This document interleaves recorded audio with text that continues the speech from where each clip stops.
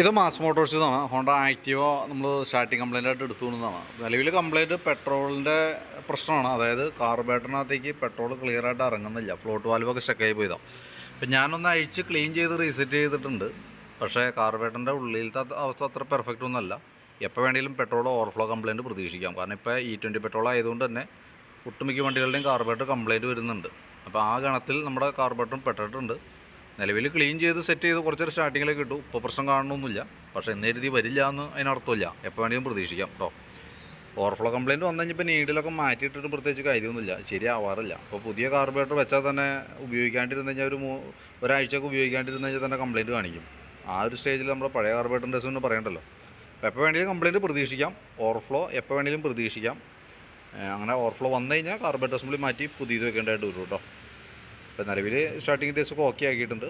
ഇപ്പം നിലവിൽ ഓവർഫ്ലോ ഇല്ല. ഈ സമയം വരെ ഓവർഫ്ലോ ഇല്ല. നമുക്ക് അങ്ങനെ പറയാനേ പറ്റുള്ളൂ. കാരണം ഇപ്പോഴത്തെ പ്രശ്നം വലിയൊരു തലേനയാണ്. എപ്പോൾ വേണമെങ്കിലും പ്രതീക്ഷിക്കാം. ഓക്കെ.